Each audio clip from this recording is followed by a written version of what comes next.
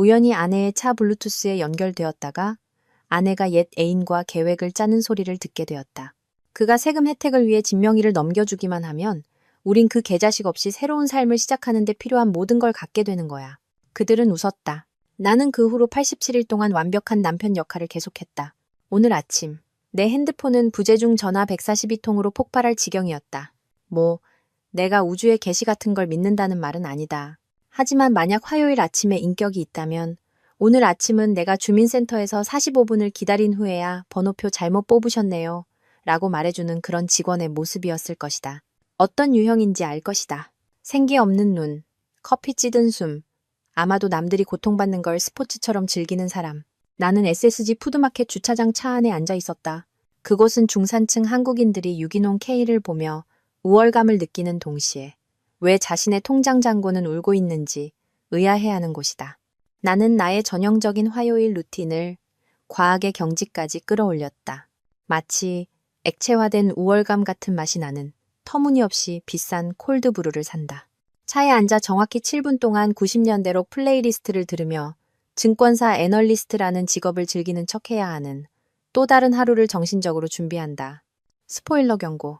나는 내일을 즐기지 않았다.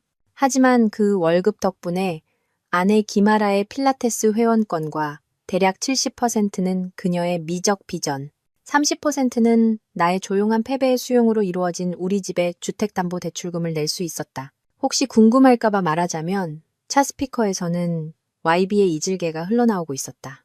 허술하게 지은 모래성처럼 내 인생이 무너져 내리는 순간의 배경음악이 되기에는 너무나 아까운 명곡이었다. 나는 커피를 반쯤 마시며 혼자 있으니 아무도 나의 형편없는 리듬감을 판단할 수 없다는 생각에 살짝 고개를 까딱이고 있었다. 그때 내 핸드폰이 완벽한 배신자가 되기로 결심했다.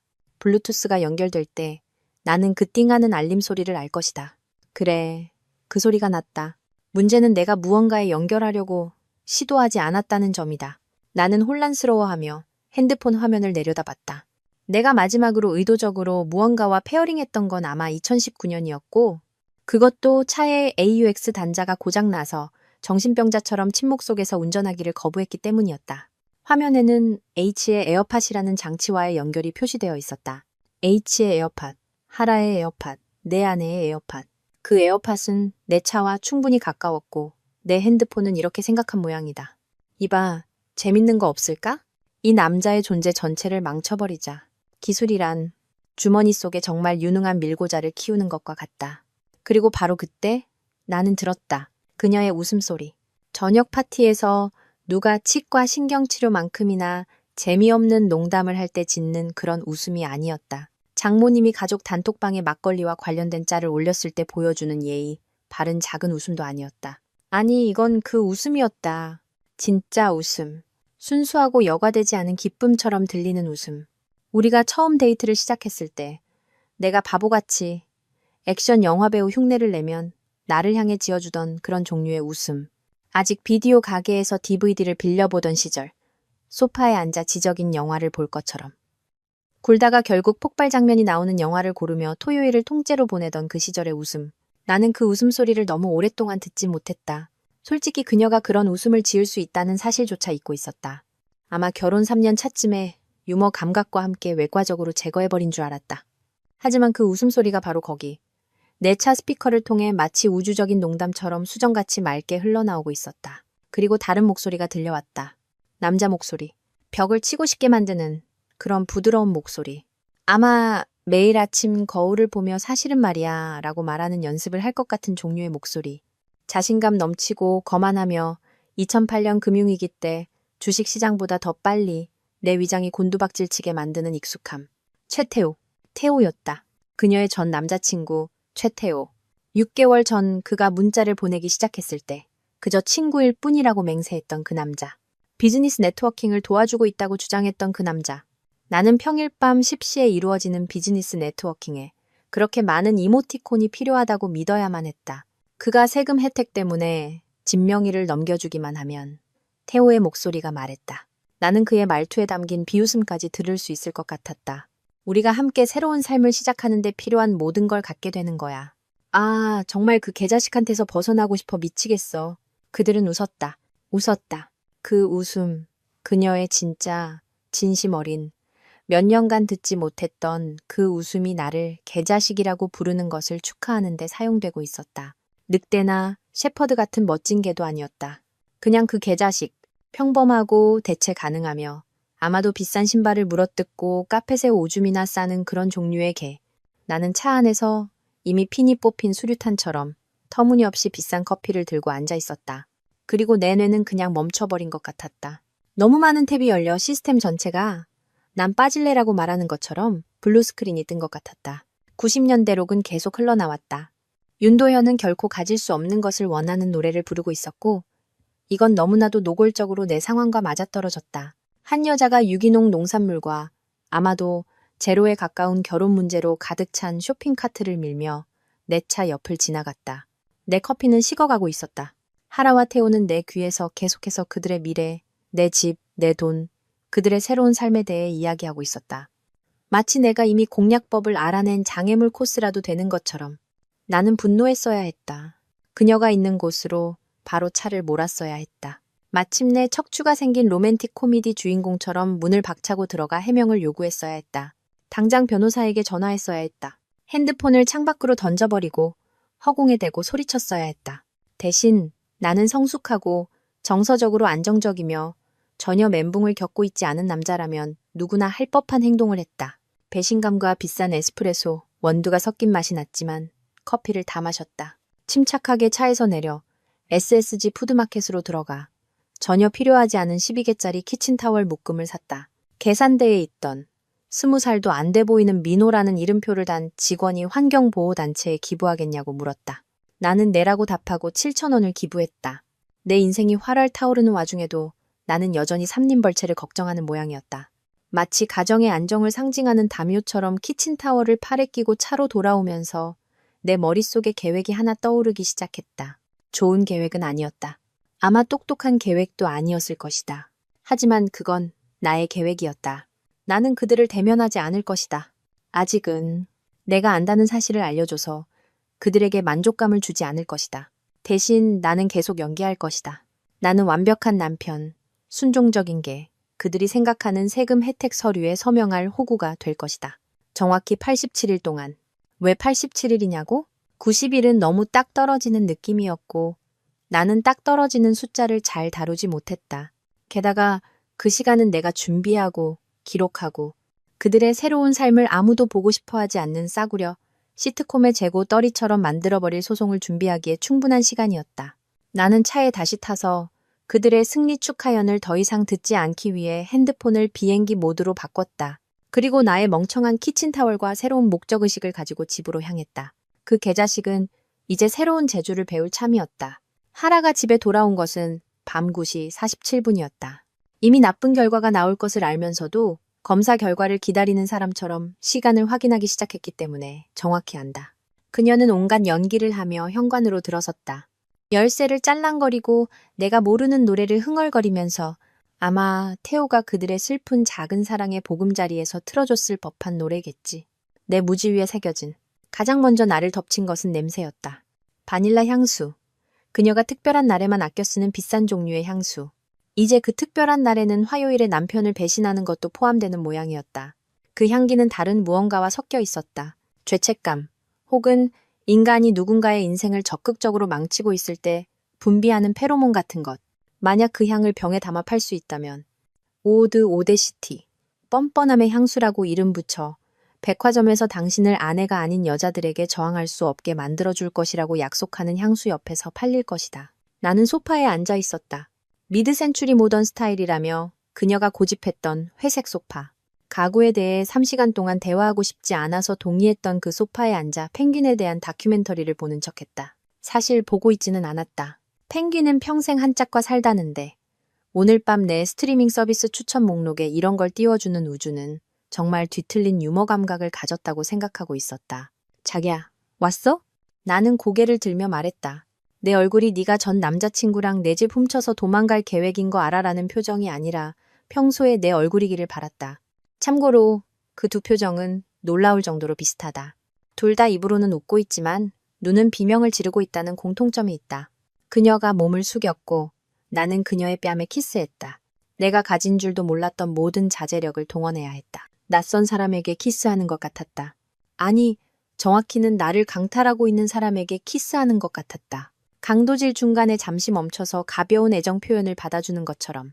그녀의 피부는 따뜻했다. 아마 그녀와 태호가 하고 있었을 운동 활동 때문이겠지. 나는 독서 모임에서 유산소 운동 수업을 시작했냐고 묻고 싶은 충동을 억눌러야 했다. 독서 모임은 어땠어? 나는 목소리를 가볍고 평소처럼 유지하며 물었다. 아내가 최근에 미백한 치아로 거짓말을 하고 있다는 사실을 전혀 모르는 남자처럼. 아, 좋았어. 그녀는 이미 침실로 향하며 옷을 갈아입으러 가고 있었다. 톨스토이에 대해 토론했어. 정말 어려운 내용이었는데 민지가 맛있는 와인을 가져와서 도움이 됐지. 톨스토이라니. 하라가 톨스토이를 토론했다고 말하는 것은 우리 집 고양이 나비가 미적분 문제를 풀었다고 주장하는 것과 같았다.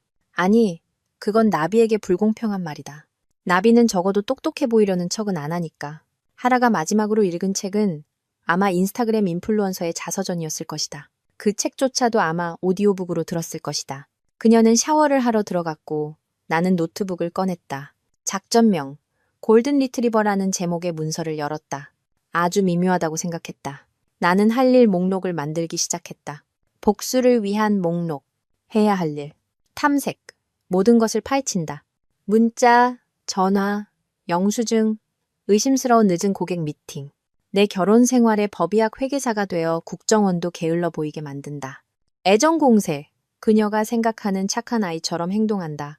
아침에 커피를 가져다 주고 머리를 칭찬하고 그녀가 내 재정적 파멸을 계획하며 하루를 보내고 있다는 사실을 모르는 척 그녀의 하루에 대해 묻는다.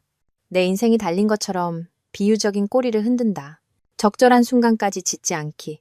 입을 다물고 있는다. 대면하지 않는다. 내가 안다는 낌새를 주지 않는다. 모든 짖음은 87일째 되는 날. 이 상황에 제대로 이빨을 박아 넣을 수 있을 때까지 아껴둔다. 나는 내 목록을 보며 동시에 자랑스러움과 완전히 미쳐버린 듯한 기분을 느꼈다. 이제 이게 내 인생이었다. 아내가 불륜의 증거를 씻어내는 동안 복수계획 목록을 만드는 남자. 이게 영화였다면 영감을 주는 음악이 흘러나오고 주인공이 결연한 표정을 짓는 장면이었을 것이다.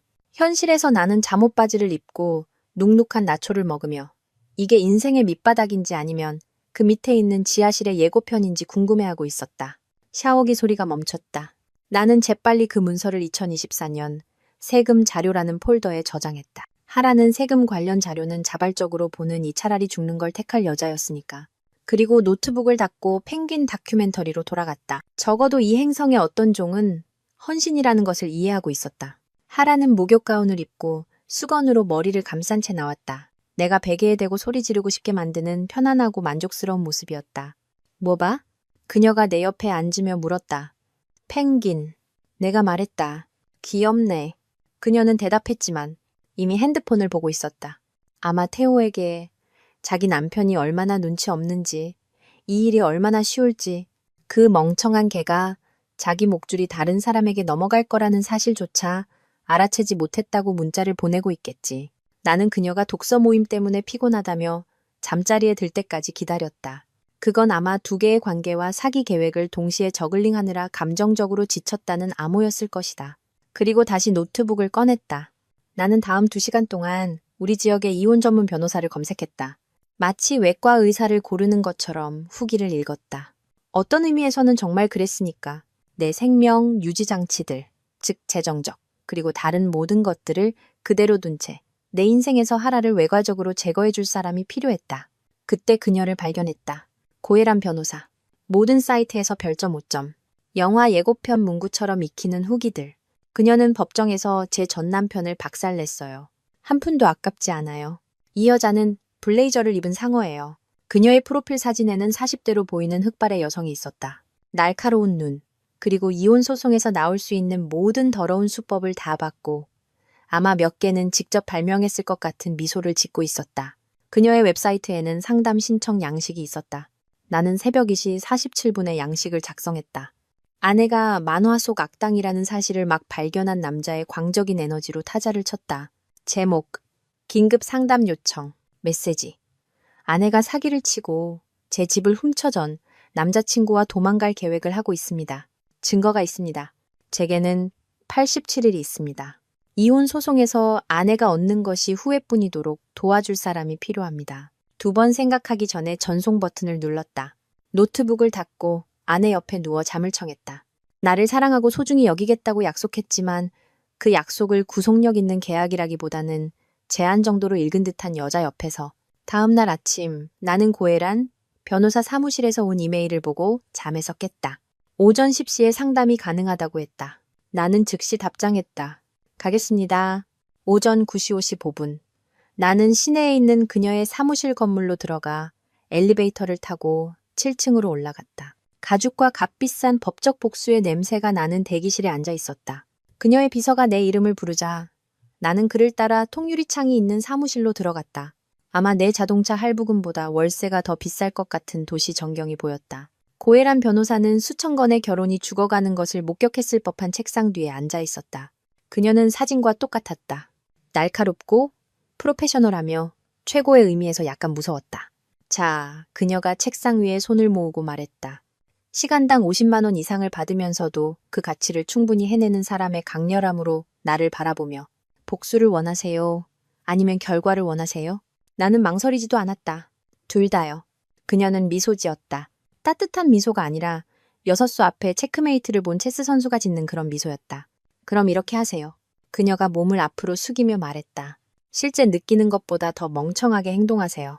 고혜란 변호사의 조언은 다음 72시간 동안 내 머릿속에서 울려 퍼졌다. 실제 느끼는 것보다 더 멍청하게 행동하라. 솔직히 말해서 이건 내가 해보라고 요청받은 일 중에 가장 쉬우면서도 가장 어려운 일이었다. 쉬운 이유는 내가 이미 몇 달 동안 깨닫지도 못한 채 그렇게 해왔기 때문이었다. 어려운 이유는 이제 의도적으로 목적을 가지고 해야 했기 때문이었다. 마치 메소드 연기처럼 역할은 참가상 정도나 받을 만한 눈치 없는 남편이었다. 그래서 나는 올해의 남편이 되었다. 월요일 아침, 나는 하루보다 먼저 일어났다. 평소에는 패배를 라이프 스타일로 받아들인 사람처럼 자기 때문에 절대 일어나지 않는 일이었다. 그리고 아침 식사를 만들었다. 시리얼이나 토스트가 아니라 진짜 아침 식사. 차이브를 넣은 스크램블 에그, 칠면조 베이컨. 테오가 그녀에게 웰리스 여정을 최적화해야 한다고 말한 이유로 건강에 신경 쓰고 있었기 때문이다. 요즘 사람들은 그냥 다이어트라고 말하는 대신 그런 의미 없는 말을 쓴다. 나는 심지어 케이블 방송 요리 프로그램의 오디션을 보는 사람처럼 신선한 베리를 그릇에 예쁘게 담기까지 했다. 하라가 부엌으로 들어왔을 때 그녀는 정말로 멈춰서서 내가 마치 마술이라도 부린 것처럼 쳐다봤다. 아침밥 했어? 응. 나는 내가 동원할 수 있는 모든 골든 리트리버의 에너지를 쏟아부으며 말했다. 요즘 늦게까지 고객 미팅하느라 힘들었잖아. 뭐라도 좋은 거 먹어야지. 너무 열심히 일했어. 그 거짓말은 탄 토스트보다 맛이 없었지만 나는 미소로 그걸 넘겼다. 그녀는 진심으로 감동한 듯 보였다. 그녀가 적극적으로 사기를 계획하고 있지 않았다면 정말 감동적이었을 것이다. 그녀는 내 뺨에 키스했다. 내가 마치 배신의 표정 연습이라도 하듯 내어주던 바로 그 뺨에. 그리고 앉아서 식사를 했다. 당신이 최고야. 그녀가 말했다. 맹세컨대 만약 아이러니가 사람을 죽일 수 있다면 우리 둘 다 부엌 바닥에 죽어 있었을 것이다. 화요일. 나는 빨래를 갰다. 바구니 전체를. 모든 양말의 짝을 맞췄다. 우리 집 건조기가 양말을 마치 멸종 위기종 진미처럼 먹어치우기 때문에 이건 거의 기적에 가까웠다. 나는 심지어 그녀의 섬세한 속옷들을 보통 폭발물을 다룰 때나 기울이는 정성으로 갰다. 아내가 전 남자친구와 자고 부동산 사기를 꾸미고 있을 때 좋은 남편이 하는 일이 바로 이런 것인 모양이었다. 수요일. 나는 그녀의 신발을 칭찬했다. 그거 정말 예쁘다. 나는 아마 우리 집 수도 요금보다 비쌀 그녀의 새 구두를 가리키며 말했다. 키 커 보여. 그녀는 활짝 웃었다. 정말로 활짝. 내가 방금 그녀가 불륜으로 퓰리처상을 탔다고 말해준 사람처럼.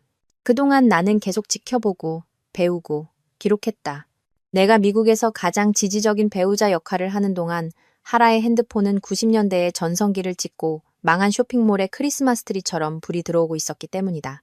모든 알림은 핑하는 작은 소리를 냈는데 그 소리는 점점 기술이라기보다는 우주가 내가 양심의 자체, 벨소리가 있는 여자와 결혼했다는 사실을 상기시켜주는 방식처럼 느껴졌다. 그녀는 핸드폰을 액정이 바닥을 향하도록 내려놓았다. 바람 피우는 사람들의 전형적인 행동이다. 하지만 나는 여전히 들을 수 있었다. 핑, 핑, 핑. 그것은 중국식 물고문과 같았다. 물 대신 내 결혼 생활이 서서히 녹아내리는 소리라는 점만 빼면. 목요일 저녁, 그녀가 샤워하는 동안 요즘 샤워를 많이 했는데 그건 분명 아무 상관없는 일이었을 것이다. 나는 무심코 그녀의 핸드폰을 집었다. 그녀는 비밀번호를 바꿨다. 귀엽기는. 내가 지난 5년간 그녀가 비밀번호를 입력하는 걸 대략 0번은 본 줄도 모르고 예전에는 내 생일이었다. 지금은 몇 가지 조합을 시도해봤다. 그녀의 생일? 아니, 그녀 엄마의 생일? 아니, 그러다 그걸 시도해봤다. 링치 2호. 7월 15일. 태호의 생일. 내가 이걸 아는 유일한 이유는 3년 전 그녀가 전 남자친구에게 왜 친근한 문자를 보내야 하는지 설명하면서 한번 언급했기 때문이다. 그때는 아무 생각도 하지 않았다. 나는 멍청하고 사람을 잘 믿었고 내 인생이라는 영화에서 절대 눈치채지 못하는 남자 역할 오디션을 보고 있었기 때문이다. 핸드폰이 열렸고 메시지 목록이 로딩되었다. 그리고 거기에 있었다. 인테리어 사장님이라고 저장된 연락처. 인테리어 사장님. 강조를 위해 반복하겠다. 그녀는 비밀 애인을 인테리어 사장님이라고 저장했다. 마치 장모와 단모 중 어느 것을 할지 논의하러 온 인테리어 전문가처럼 나는 웃음을 참아야 했다. 누군가의 인생을 망치려면 적어도 속임수의 창의성이라도 좀 발휘해야 하지 않겠는가. 인테리어 사장님은 상상력이 주차요금 정상기 수준인 사람이나 지을 법한 이름이다. 나는 그들의 메시지를 스크롤했다. 하나하나가 이전 것보다 더 최악이었다. 인테리어 사장님, 벌써 보고 싶어. 더 이상 숨지 않아도 될 때까지 못 기다리겠어. 하라, 곧이야. 진명의 이전만 끝나면 우린 자유야. 그는 너무 눈치가 없어. 거의 안쓰러울 정도야. 인테리어 사장님, 그가 서명할 거라고 확신해? 하라, 제발. 난 그가 뭐든지 서명하게 만들 수 있어. 그는 내가 지금 독서 모임에 있는 줄 알아. 기쁨의 눈물을 흘리는 이모티콘.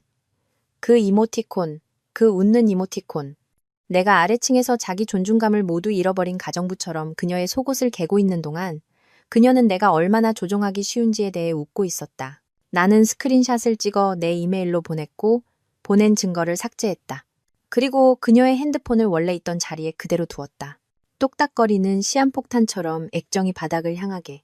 그녀가 샤워를 마치고 나왔을 때 나는 소파에서 집 개조 프로그램을 보고 있었다. 아이러니가 너무 완벽해서 거부할 수 없었다. 자기야. 나는 아무렇지 않게 말했다. 그 인테리어 사장님한테서 견적서는 받았어? 나는 그녀의 얼굴을 지켜봤다. 그녀는 눈 하나 깜짝하지 않았다. 아, 응. 그녀가 능숙하게 말했다. 다음 주에 다시 와야 한대. 스케줄이 겹쳐서. 아쉽네. 내가 대답했다. 새로 인테리어 하면 집 가치가 오를 텐데. 알잖아. 세금 목적으로. 그녀는 미소 지었다. 내 옆에 앉아 내 어깨에 머리를 기댔다. 마치 우리가 여전히 소파에서 아무렇지 않게 껴안는 커플인 것처럼 남편과 아내가 시즌 피날레를 기다리는 범죄 드라마가 아니라 내 머릿속에서 나의 내면의 독백은 완전히 비명을 지르고 있었다. 이 여자는 나를 감정적인 로봇 청소기라고 생각하는구나. 조용하고 순종적이며 그녀의 뒷수습을 하도록 프로그래밍 되었고 제대로 작동하지 않으면 새 모델로 쉽게 교체할 수 있는. 하지만 밖으로 나는 평온 그 자체였다. 나는 심지어 그녀에게 팔을 둘렀다. 고혜란 변호사가 평소처럼 행동하라고 했고 평소에 나는 아무래도 심장이 뛰는 발판 같은 존재였던 모양이다. 금요일, 나는 그녀의 세금 신고를 돕겠다고 제안했다. 식탁에 노트북과 아침에 출력한 서류 몇 장을 놓고 앉았다. 국세청에 흥미를 느끼는 남자처럼, 그리고 전혀 아내의 몰락을 계획하는 사람처럼 보이지 않게. 있잖아. 나는 진심으로 관심 있는 척 홈택스를 클릭하며 말했다. 부부간의 세금 혜택을 위해 재산을 이전하는 것에 대해 읽어봤는데 우리 돈을 많이 절약할 수 있을 것 같아. 그녀의 눈이 빛났다. 과장이 아니다. 마치 내가 그녀가 복권에 당첨되었고 그녀의 전 남자친구가 더 참을 수 없는 인간이 될 것이라고 말해준 것처럼 눈이 빛났다. 그게 그녀의 이상적인 목요일 밤이었던 모양이다. 정말? 그녀는 아무렇지 않은 척 말하려고 했지만 처참하게 실패했다. 흥미롭네. 우리도 알아봐야겠다. 당연하지. 나도 동의했다. 내가 좀 더 알아볼게. 우리 세무사님하고도 얘기해보고. 나는 우리 세무사와 얘기하지 않을 것이다. 나는 나의 세무사, 내가 따로 고용한 하라가 모르는 그 세무사와 얘기할 것이다. 그녀가 나를 어떻게 등쳐먹을 계획인지 정확히 이해하도록 도와주고 있는 그 사람. 그래야 내가 이자를 붙여 그 호의를 되돌려줄 수 있을 테니까. 그 주말, 하라는 토요일 오후에 늦은 고객 미팅에 갔다. 6시까지 돌아오겠다고 했다. 나는 문제 없어. 천천히 해라고 말했다. 아내가 공유 가족 앱을 통해 자신의 위치를 추적하고 있다는 사실을 잊어버렸다는 걸 전혀 모르는 남편처럼 그녀는 시내 힐튼 호텔 412호에 3시간 동안 있었다. 나는 그 3시간 동안 내 동생 이찬이의 아파트에서 맥주를 마시며 위치핀이 90분 동안 움직이지 않을 때 핸드폰을 TV에 던져버리지 않으려고 애썼다. 형 괜찮아? 이찬이가 맥주를 한 병 더 건네며 물었다. 완벽해. 나는 거짓말했다. 그냥 아내가 인테리어 사장님과의 미팅이 끝나길 기다리는 중이야. 이찬이는 눈썹을 치켜떴지만 더 묻지는 않았다. 그는 그런 면에서 좋은 녀석이다. 언제 밀어붙여야 하고 언제 그냥 조용히 앉아 형의 인생이 통제된 철거처럼 무너져 내리는 것을 지지해줘야 하는지 안다. 일요일. 하라는 기분 좋게 흥얼거리며 집에 돌아왔다. 저녁으로 파스타를 만들었다. 특별한 것은 없었다. 우리는 평범한 부부처럼 함께 식사했다. 그녀는 내 한 주에 대해 물었고 나는 그녀의 한 주에 대해 물었다. 그녀는 내가 존재하지 않는다는 것을 아는 고객들에 대한 정교한 이야기를 늘어놓았다. 나는 인생의 목적을 받아들인 고개 끄덕이는 인형처럼 고개를 끄덕였다.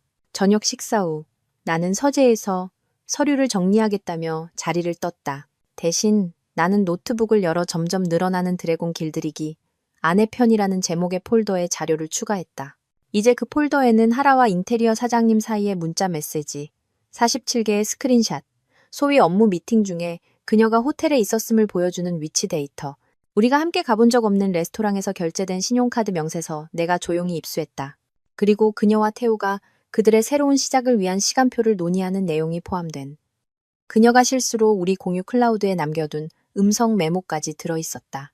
모든 증거에는 날짜가 적혀 있고 정리되어 있었으며 세 군데의 다른 장소에 백업되어 있었다.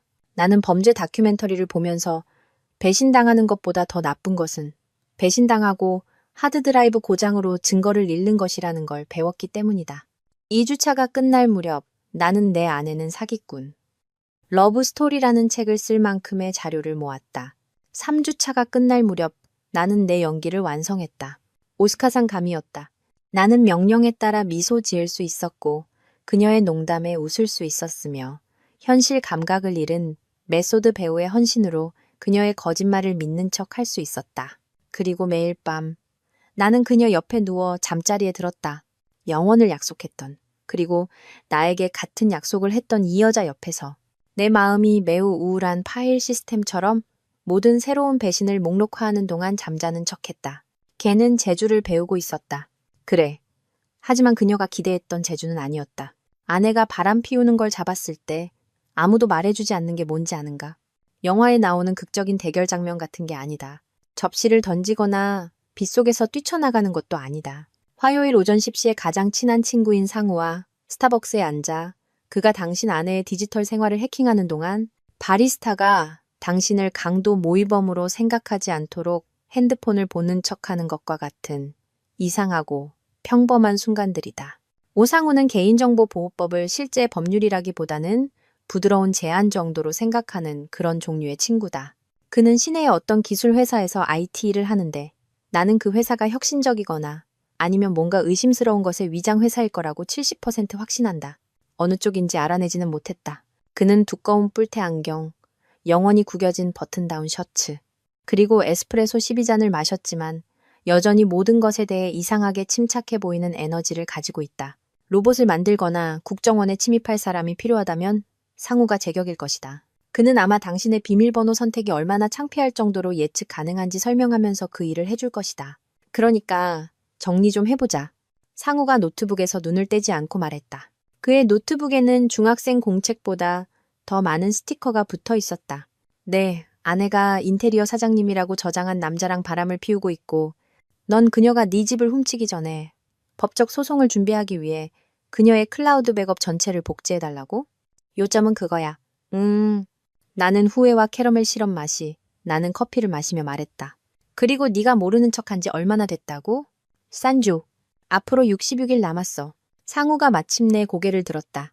내가 방금 남극까지 수영해서 갈 계획이라고 말한 사람처럼 안경 너머로 눈을 깜빡였다.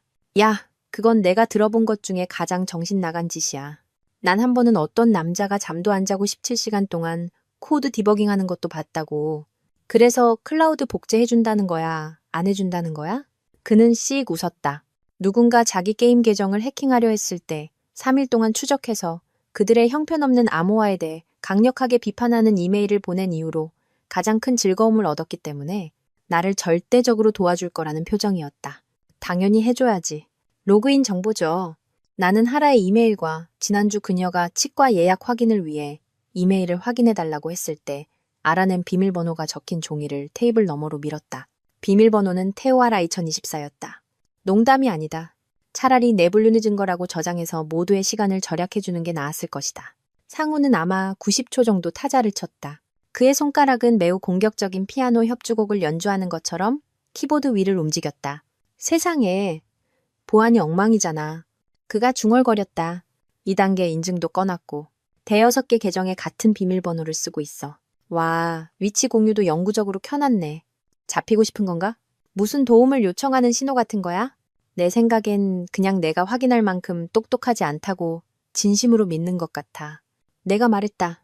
이건 아마 내가 이번 주에 한 말 중 가장 솔직한 말이었을 것이다. 넌 곧 디지털 감시 전문가가 될 거야, 친구.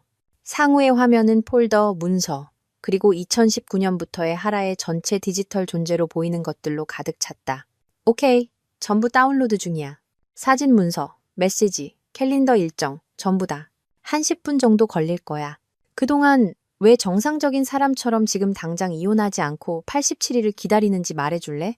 나는 고혜란 변호사의 전략을 설명했다. 하라가 이기고 있다고 생각하게 놔두고 사기에 전념하게 하고 철통 같은 증거를 모은 다음 그녀가 가장 자신만만할 때 공격하는 것. 상우는 내가 복잡한 비디오 게임 전략을 설명하는 것처럼 고개를 끄덕였다. 이것도 어떤 면에서는 그런 종류이긴 했다. 점수를 잃는 대신 결혼과 인류에 대한 믿음을 잃고 있다는 점만 빼면 악랄하네. 그가 진심으로 감탄하며 말했다. 마음에 드는데 아주 체스 같은 수야. 케이크를 먹게 하라. 그리고 계산서를 내밀라는 식이지. 그의 노트북에서 삑 소리가 났다. 끝났어. 넌 이제 내 아내의 디지털 생활 전체 백업을 가지게 된 거야. 암호화해서 안전한 세 곳에 따로 저장해놨어. 그녀가 내일 전부 삭제하더라도 넌 사본을 가지고 있는 거지. 그는 노트북을 닫고 나를 쳐다봤다. 동정심일 수도 있고 병적인 호기심일 수도 있는 표정으로. 지금 바로 훑어볼래? 아니면 몇 시간 더 그럴듯한 부인을 유지할래? 지금 내가 말했다. 나는 아무래도 점심 전에 스스로의 하루를 망치고 싶어하는 종류의 인간이었던 모양이다. 우리는 상우의 아파트로 자리를 옮겼다. 마치 전자상가에서 폭탄이 터진 것 같은 그의 원룸에는 모니터 세대, 게이밍 의자, 그리고 서버타워 꼭대기에서 우리를 지켜보는 알고리즘이라는 이름의 매우 비판적인 고양이가 있었다. 상우가 하라의 사진 라이브러리를 열었고 우리는 스크롤하기 시작했다. 대부분은 지루했다. 셀카, 음식 사진, 절대 만들지 않을 레시피 스크린샷. 하지만 2달 전쯤 우리는 그걸 발견했다. 요트 위에서 찍은 하라와 테오의 사진. 요트라니. 그녀는 흰색 원피스를 입고 있고 그는 그녀의 허리에 팔을 두르고 있다. 둘 다 샴페인 잔을 들고 있고 배경에는 석양이 지고 있다. 마치 불륜 광고를 찍는 것처럼. 캡션에는 이렇게 쓰여 있었다. 내가 가장 좋아하는 사람과 함께하는 비과세 석양. DH, 비과세 석양. 비과세 석양이라니. 그건 내가 읽어본 것 중에 가장 가식적인 말일 거야. 상우가 말했다. 난 한 번은 어떤 IT 개발자가 암호화폐가 인류를 구할 거라는 글을 미디엄에서 읽은 적도 있는데 말이야. 나는 그 사진을 쳐다보며 분노와 정상적인 감정을 훨씬 넘어 새로운 심리적 차원에 들어섰을 때 짓는 그런 웃음 사이에 무언가를 느꼈다. 석양 이모티콘을 썼어. 내가 말했다. 사기를 계획하면서 석양 이모티콘을 썼다고. 적어도 자기 브랜드에는 충실하네. 상우가 말했다. 끔찍한 인간. 이모티콘 취향도 저렴함. 우리는 더 많은 사진을 발견했다. 내가 감당할 수 없는 레스토랑에서 찍은 하라와 테오. 그녀가 출장 갔다고 말했던 주말에 가평으로 주말 여행을 간 것으로 보이는 하라와 테오. 집을 보러 다니는 하라와 테오. 진짜 집을 부동산 중개인과 함께. 내 집을 성공적으로 훔치고 나면 어디에 살지 이미 계획하고 있었던 모양이다. 각 사진은 신장에 작은 펀치를 날리는 것 같았다. 쓰러뜨릴 정도는 아니지만 맞았다는 것을 분명히 인지하고 내일이면 아플 거라는 것을 알게 하는 정도. 괜찮아? 상우가 물었다. 내가 그의 게이밍 모니터에서 실시간으로 내 결혼 생활이 녹아내리는 증거를 보고 있는 것을 고려하면 친절한 질문이었다. 환상적이야. 나는 거짓말했다. 정말 최고의 인생을 살고 있지. 그날 저녁 나는 집에 가서 피해왔던 일을 했다. 이웃인 미숙 아주머니와 이야기를 나눴다. 박미숙 씨는 67세로 최근 40년간의 회계사 경력을 마치고 은퇴했다. 그녀는 현관 앞에 앉아 와인을 마시며 그저 관찰하기 때문에 우리 동네 모든 사람의 사정을 아는 그런 사람이다. 그녀는 감시 카메라와 같지만 해설을 덧붙여주고 가끔 쿠키도 가져다 준다는 점이 다르다. 나는 항상 그녀를 보면 가볍게 인사하는 정도로 좋아했지만 이제는 전문적으로 그녀가 필요했다. 나는 예상대로 그녀가 현관 앞에서 레드와인 한 잔과 길 건너 박씨, 아주머니가 평행주차를 시도하는 것을 보느라 실제로는 읽고 있지 않은 책을 들고 있는 것을 발견했다. 그건 언제나 슬로우 모션 재난 영화처럼 재미있는 구경거리였다. 아주머니, 내가 그녀의 현관으로 다가가며 말했다. 세금 관련해서 여쭤볼 게 있는데요. 그녀는 돋보기 안경 너머로 나를 쳐다봤다. 은퇴 후 평생 누군가 자신에게 세금에 대해 물어봐 주기를 기다려온 사람의 표정이었다. 자네 아내가 진명에 이전하려는 계획 말인가? 나는 걸음을 멈췄다. 어떻게, 총각, 나는 하라가 그 남자, 태호 맞지? 만나는 걸 3개월째 보고 있었어. 새벽 3시에 울리는 자동차 경보음만큼이나 은밀하지 않더군. 게다가 6주 전에 나한테 부동산 명의 이전 세금 문제에 대해 물어봤어. 가상적인 상황이라고 하더군. 미숙 아주머니는 와인을 한 모금 마셨다. 그 대화에서 가상적인 건 아무것도 없었어. 앉게. 얘기 좀 하자. 나는 앉았다. 그녀는 내가 원하는지 묻지도 않고 와인을 따라주었다.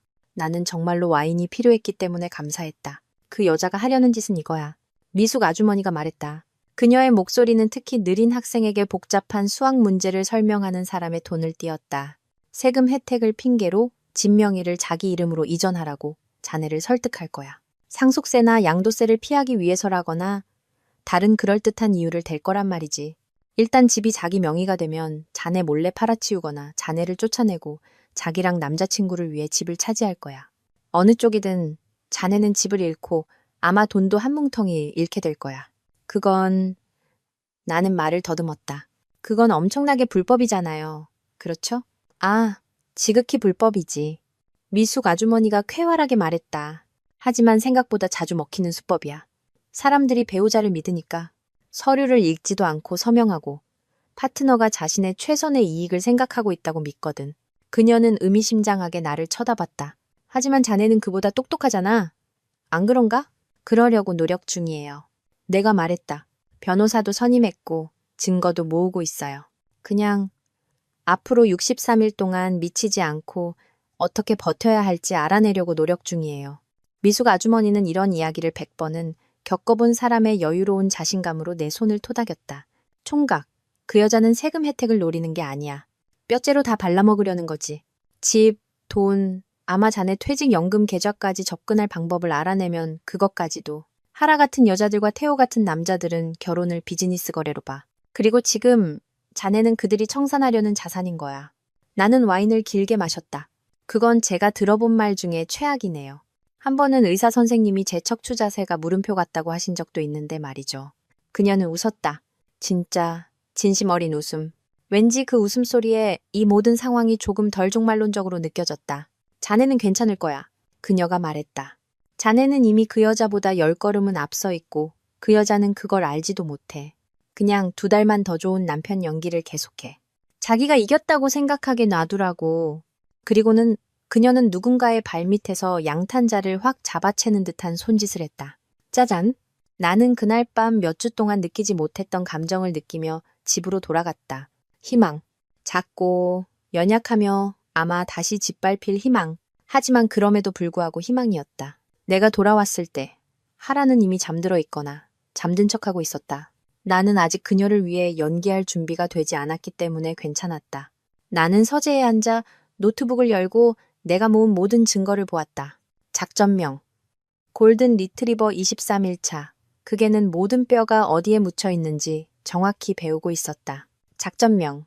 골든 리트리버 42일차는 붉은 깃발로 만들어진 화물 열차처럼 들이닥쳤다. 나는 커피를 내리고 있었다. 가정적인 생활을 즐기는 척하면서 속으로는 비명을 지르는 나의 새로운 아침 루틴이었다. 그때 하라가 서류 뭉치와 함께 부엌으로 들어왔다. 내가 배운 바로는 그녀가 문자 그대로 나를 제외한 모든 사람에게 이익이 될 무언가를 요구하려 할 때 짓는 그런 미소였다. 자기야, 좋은 아침. 그녀가 내 커피 머그 옆 카운터에 서류를 놓으며 말했다. 내가 생각해봤는데 그 세 단어 뒤에 좋은 일이 따라온 적은 한 번도 없었다. 내가 생각해봤는 데는 사람들이 다단계 판매, 피라미드 사기, 혹은 이 경우처럼 당신이 편리하게 죽었을 때 바람 피운 아내가 돈을 챙길 수 있도록 유언장을 고치자고 제안하기 직전에 하는 말이다. 우리 유언장 새로 써야 할 것 같아.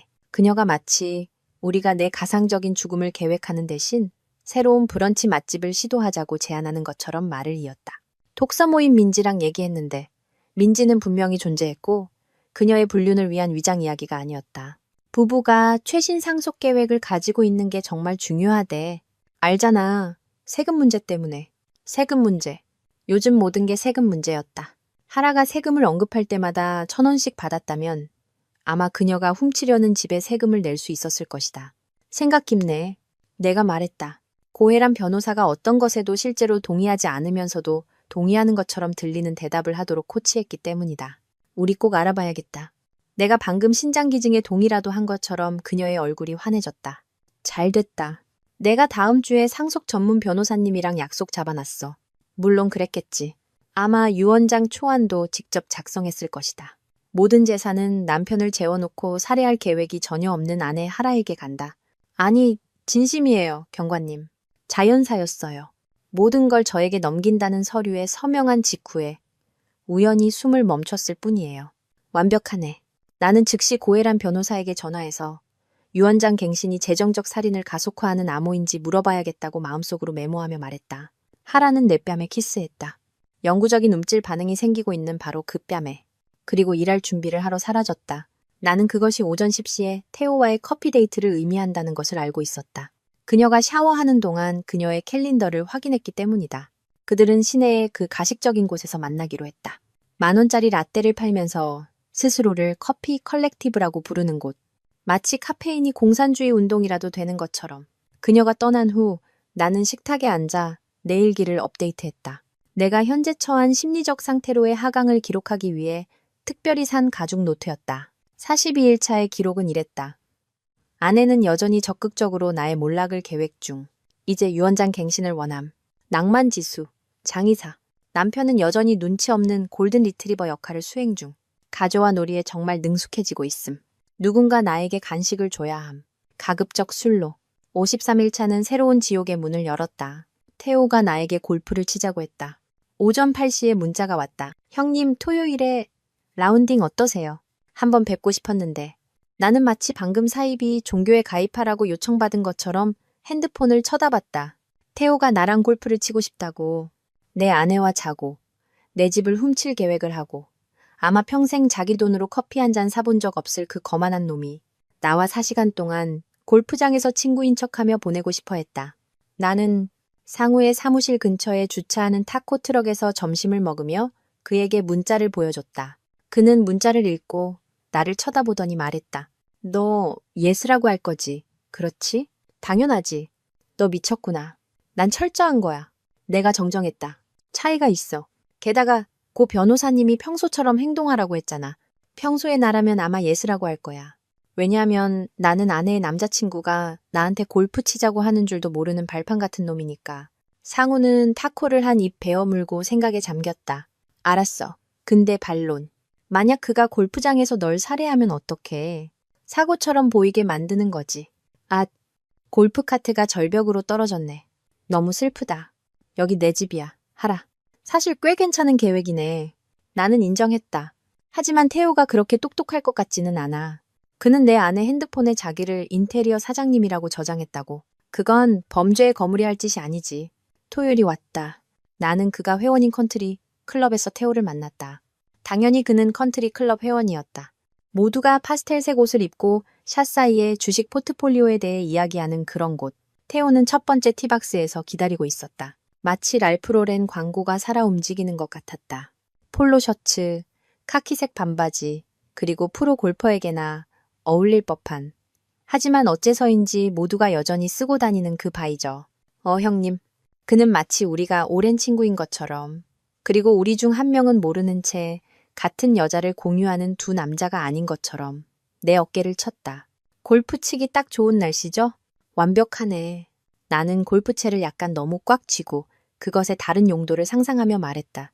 확실히 골프 규칙에는 위배되는 용도였다. 우리는 18홀을 돌았다. 18홀. 그건 대략 4시간 동안 태호가 자기 자신에 대해 이야기하는 것을 듣는 시간이었고 인간의 나르시시즘에 대한 마스터 클래스 같았다. 그는 자신의 컨설팅 사업, 투자 포트폴리오, 삶의 철학, 그리고 윤리에 대해 토론하면서 다른 사람의 아내와 자는 것을 의미하는 듯한 진정성 있게 사는 것에 대한 그의 헌신에 대해 자랑했다. 제가 뭘 믿는지 아세요? 그가 7번 홀에서 말했다. 확실히 놓칠 퍼팅을 준비하면서 저는 급진적인 정직함을 믿어요. 사람들은 그냥 느끼는 대로 말해야 해요. 알죠? 게임도 없고 셔도 없고 아이러니가 너무 짙어서 골프공으로 써도 될 정도였다. 이 남자가 내 성인 인생의 가장 긴 사기에 적극적으로 참여하면서 나에게 정직함에 대해 설교하고 있었다.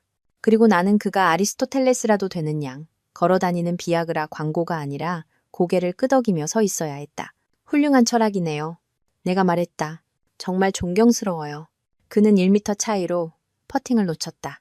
15번 홀쯤 되자 그는 관계에 투자하고 진정한 관계를 구축하는 것이 얼마나 중요한지에 대해 말하고 있었다. 나는 골프채 폭행으로 인한 징역형이 그만한 가치가 있을지 진지하게 고민하고 있었다. 아마 아니겠지만 그 생각만으로도 위안이 되었다. 우리는 라운드를 마쳤다. 그는 6타 차로 이겼다. 신은 짓궂은 유머 감각을 가진 모양이었다. 그리고 우리는 적이 아닌 문명인처럼 악수했다. 우리 더 자주 봐야겠어요. 태호가 말했다. 든든한 남자친구들이 있다는 건 좋은 일이죠. 알죠? 물론이지. 나도 동의했다. 남자들끼리의 유대감보다 더 좋은 건 없지. 나는 운전대를 꽉 쥐고 집으로 돌아왔다. 클라라가 우리 거실을 재장식한 후로 더 이상 감당할 수 없게 된 자기 부담금 때문에 치료를 중단하기 전에 내 심리상담사가 가르쳐준 심호흡 운동을 연습하면서 60일 차에는 내가 두려워하면서도 어쩐지 예상했던 순간이 찾아왔다. 하라가 침대에서 나를 태우라고 불렀다. 우리는 아무것도 하고 있지 않았다. 그냥 누워서 우리 둘 다 관심 없는 베이킹에 대한 넷플릭스 쇼를 보고 있었다. 그녀는 핸드폰을 스크롤하고 있었다. 아마 진짜 태호에게 남편과의 가짜 인생이 얼마나 지루한지에 대해 문자를 보내고 있었을 것이다. 그리고 나는 누군가의 수플레가 부풀어 오를지 말지에 대해 관심 있는 척하고 있었다. 태호야, 볼륨 좀 높여줄래? 그녀가 핸드폰에서 눈도 떼지 않고 말했다. 방은 조용해졌다. 평화로운 종류의 침묵이 아니었다. 누군가 차 사고를 내거나 비싼 접시를 떨어뜨리기 직전에 일어나는 그런 종류의 침묵, 무게가 있는 침묵. 나는 그녀를 대면할 수도 있었다. 실례지만 방금 나를 내 남자친구 이름으로 불렀어? 라고 말할 수도 있었다. 거기서 바로 모든 최종 결말을 시작할 수도 있었다. 예정보다 60일 앞당겨서 내 자존심이 단 1초도 더 견딜 수 없었기 때문에 모든 계획을 불태워버릴 수도 있었다. 대신 나는 볼륨을 높였다. 아무 말도 하지 않았다. 그냥 리모컨을 잡고 볼륨을 3칸 높이고 어떤 남자가 버터크림 프로스팅 때문에 스트레스 받는 것을 다시 보기 시작했다. 하라는 심지어 알아차리지도 못했다. 자기 실수를 깨닫지도 못했다. 그냥 핸드폰을 계속 스크롤했다.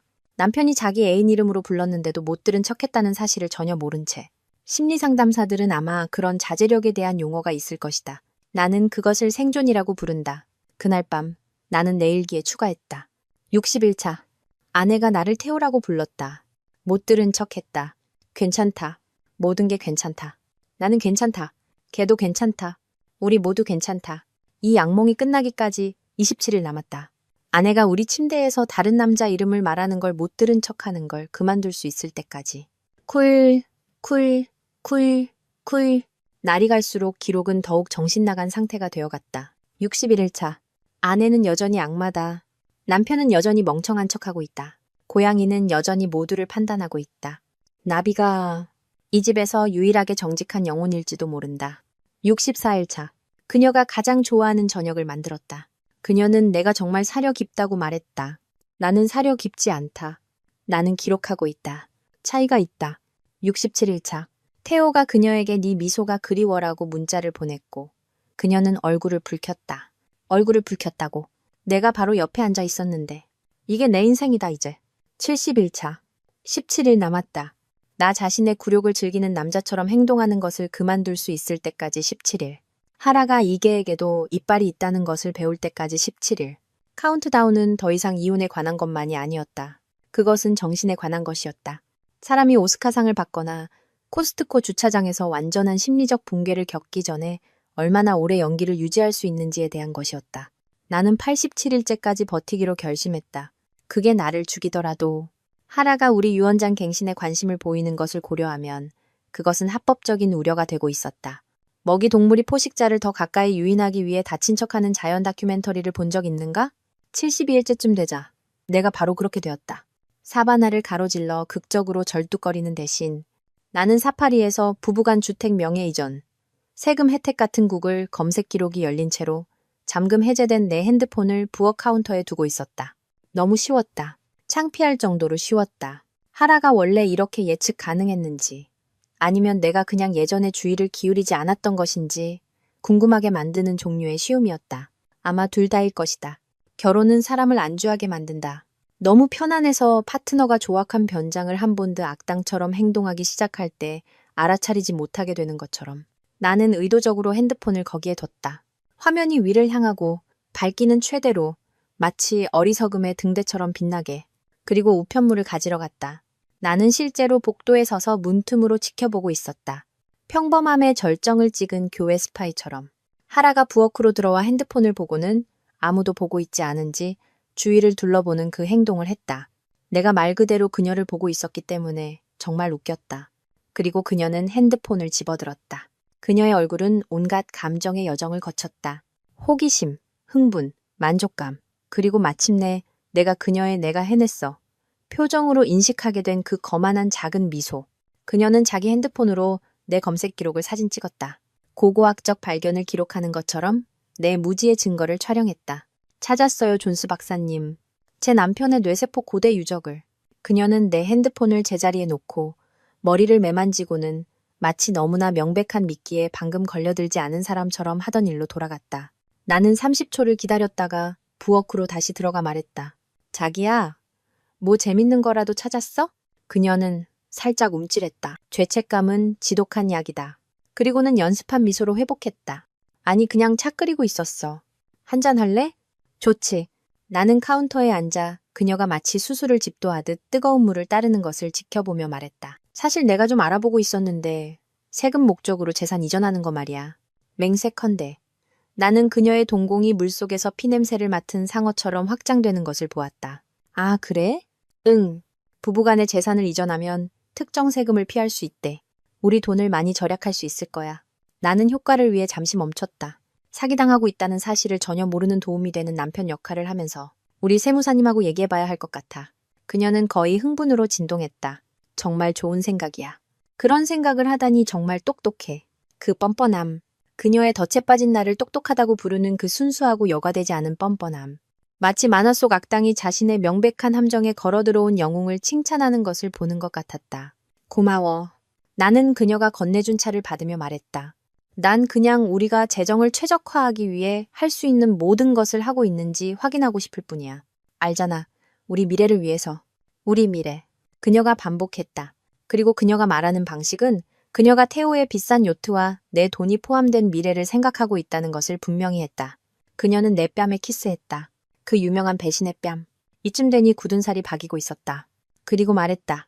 당신은 정말 좋은 사람이야. 나는 미소 지으며 그녀의 거짓말하는 눈을 똑바로 쳐다보고 내가 할 수 있는 가장 진심 어린 목소리로 말했다. 나를 완전히 털어먹으려는 사람들한테서 그런 말 많이 들어. 그녀의 얼굴이 반초 동안 굳어졌다. 그 미세한 공포의 표정. 그리고 그녀는 내가 농담이라도 한 것처럼 웃어넘겼다. 당신 정말 웃겨. 그녀가 걸어가며 말했다. 웃기다고? 그렇지? 정말 웃기지.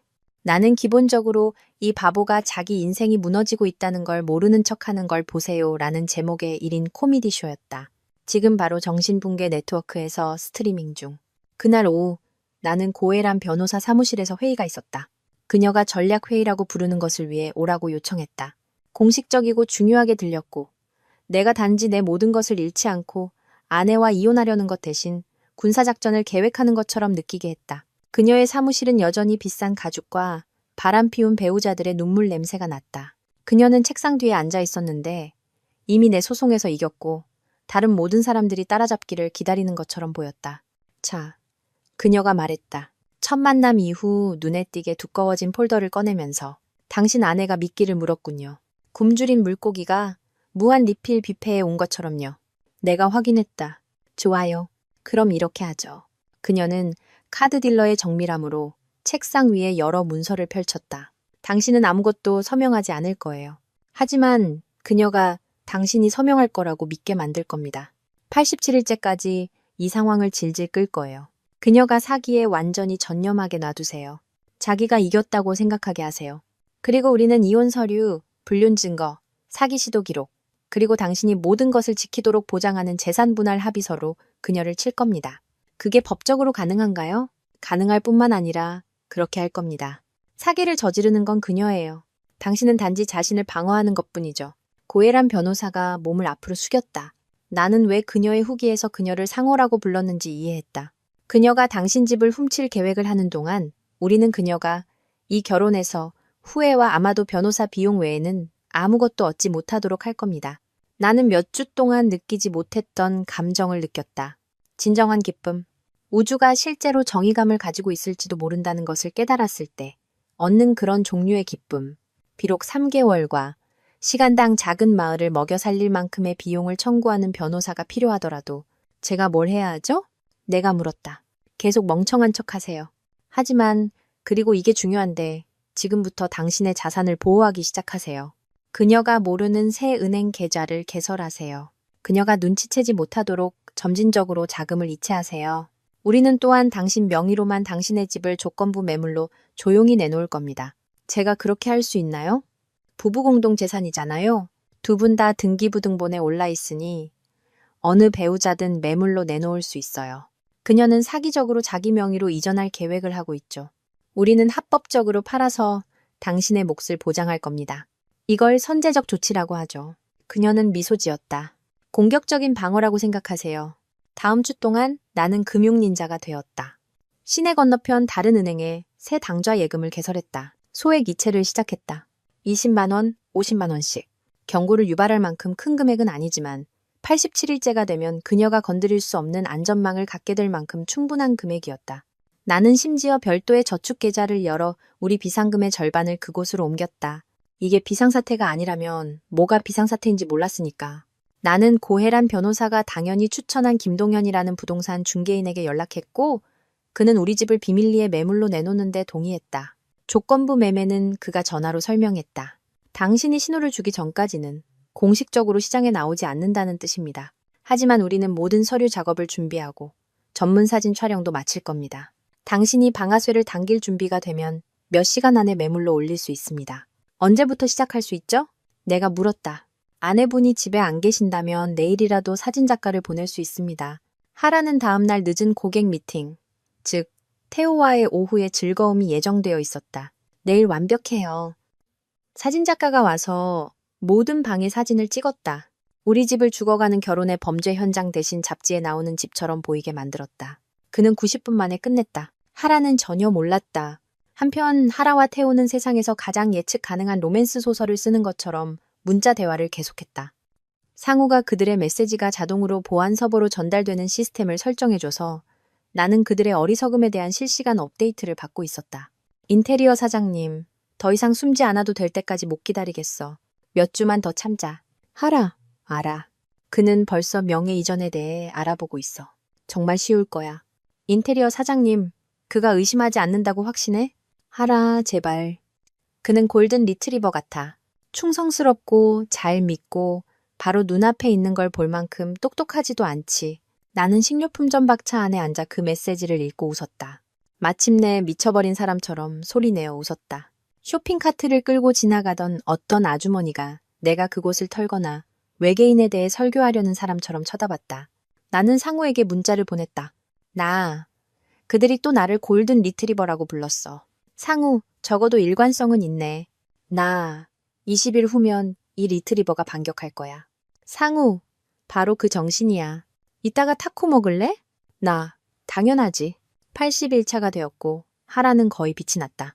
그녀는 요리하면서 흥얼거렸다. 진짜 흥얼거림. 디즈니 공주처럼? 단지 그 노래는 진정한 사랑 대신 사기에 관한 것이었다는 점만 빼면. 그녀는 10대도 오글거릴 만한 이모티콘으로 태호에게 문자를 보냈다. 하트눈, 샴페인병, 그리고 그들이 훔칠 계획인 내 집을 상징하는 것 같은 작은 집 이모티콘. 나는 정신을 유지하기 위해 이 악몽에 나오는 모든 사람에게 머릿속으로 별명을 붙여주기 시작했다. 하라, 잘못된 결정의 CEO, 태호, 세금 혜택씨, 또는 인테리어 그놈, 고혜란 변호사, 법적 죽음의 천사, 상우, 파멸의 기술 마법사, 미숙 아주머니, 와인 마시는 엄마 예언가, 나비, 이 집의 유일한 정직한 영혼. 나는 심지어 화장실 거울 앞에서 대면 연설을 연습하기까지 했다. 이건 분명히 안정적인 사람들이 하는 행동이다. 깜짝 놀랐지? 나는 걔가 아니야. 이 집의 주인이고 계좌의 주인이고 내 완전한 몰락의 주인이야. 아니, 너무 극적이다. 저기, 하라야. 내가 멍청하다고 생각했던 거 기억나? 반전. 난 아니야. 너무 평범하다. 멍멍. 걔가 새로운 재주를 배웠어. 완벽하다. 정신 나갔지만 완벽하다. 87일 차는 일주일 남았다. 내가 연기를 그만둘 수 있을 때까지 7일.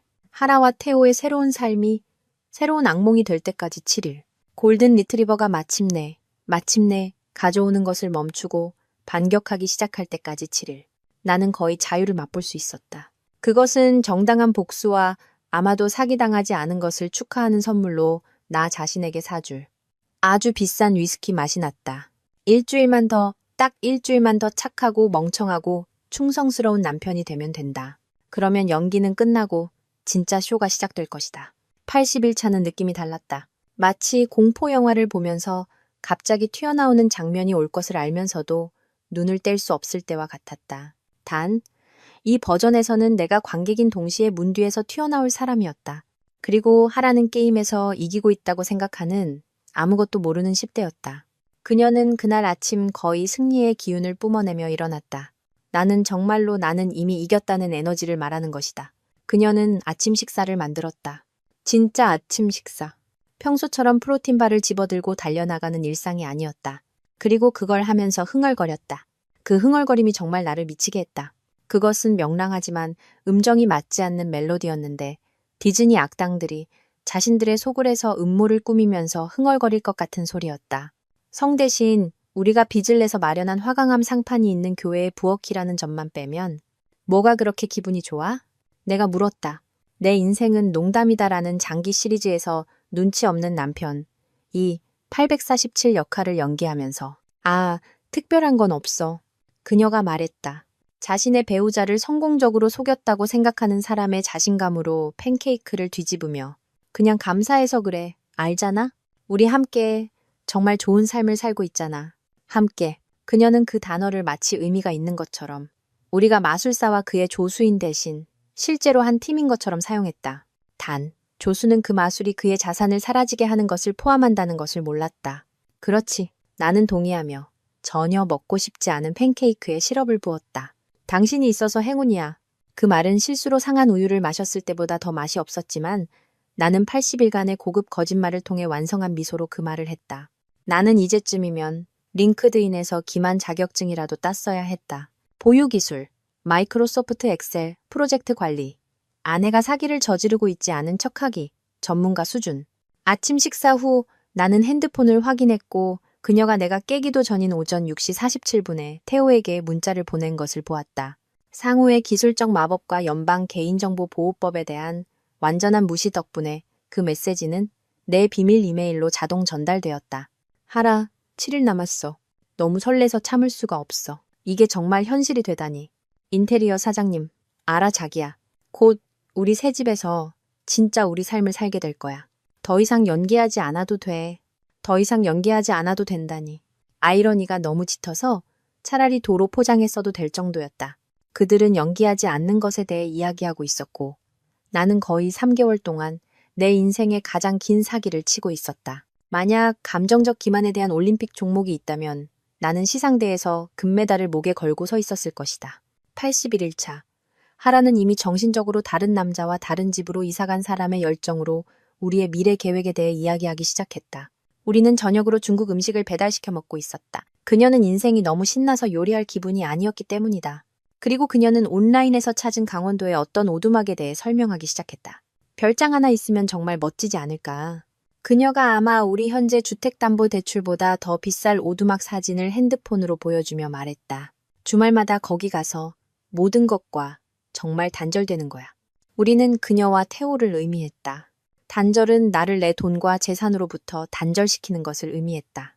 나는 대시보드 인형처럼 고개를 끄덕이며 좋은 생각이네나 우리 꼭 알아봐야겠다 같은 말을 했다.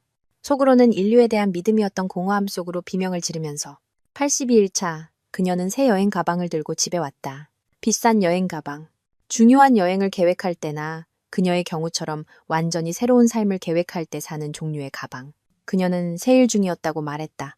그것은 하라가 정당화하고 싶지 않은 구매에 대한 단골 변명이었다.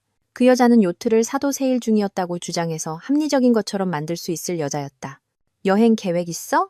나는 순진하게 물으며 그녀가 깨끗한 여행 가방을 우리 침실로 끄는 것을 지켜봤다. 아, 알잖아. 그냥 업그레이드 할 때가 된 것 같아서. 그녀가 말했다.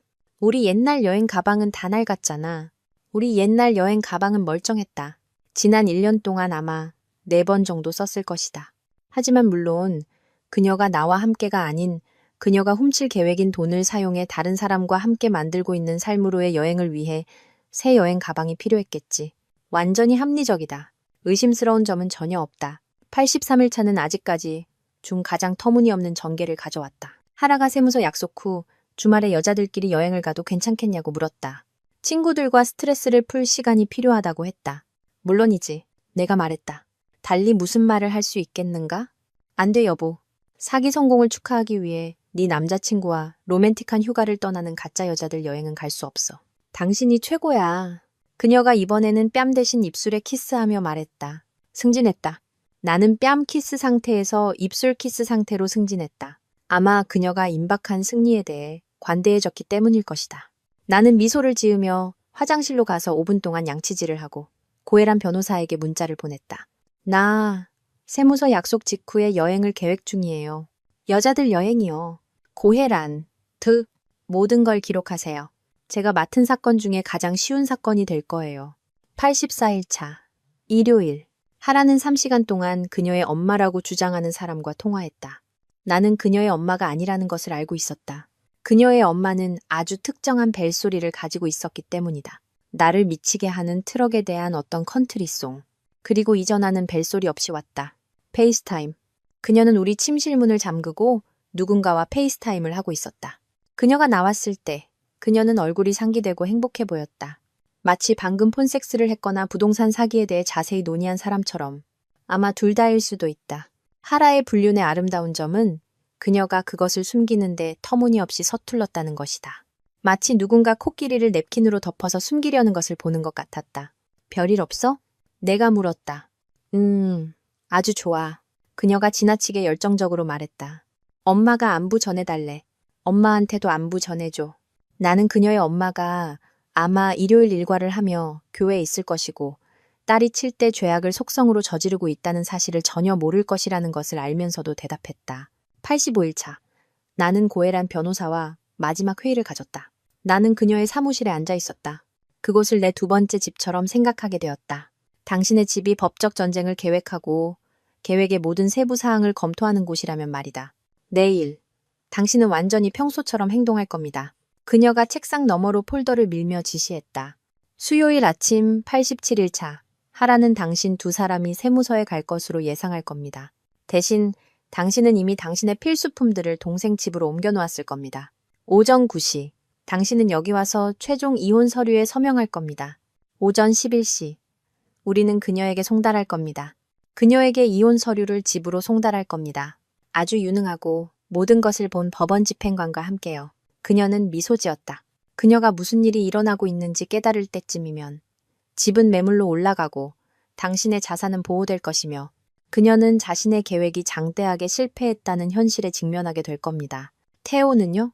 제가 그의 사업 관행에 대한 정보를 수집하도록 사람을 시켰습니다.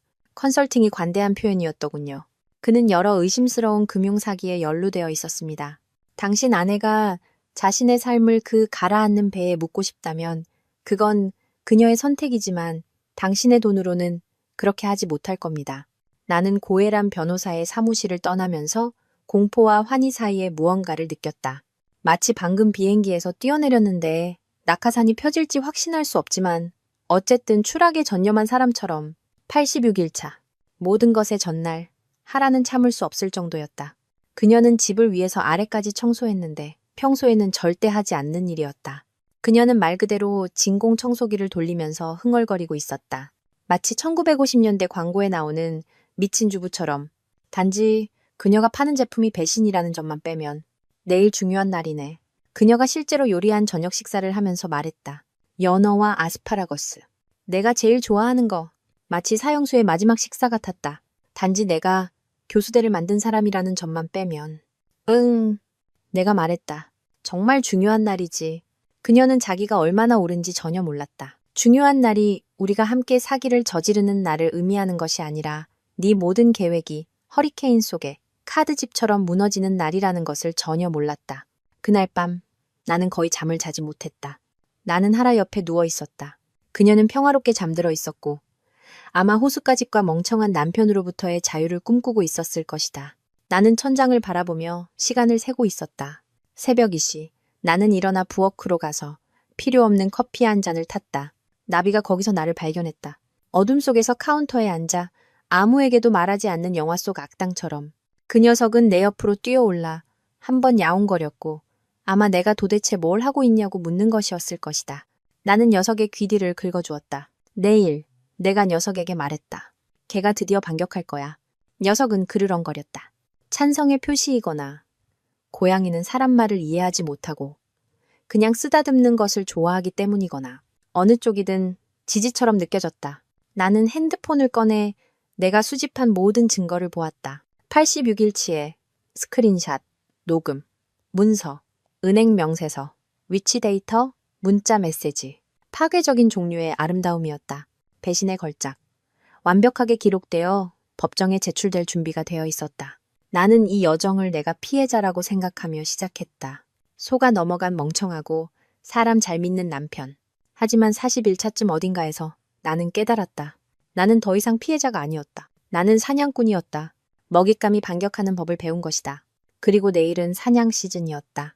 오전 6시 하라의 알람이 울렸다.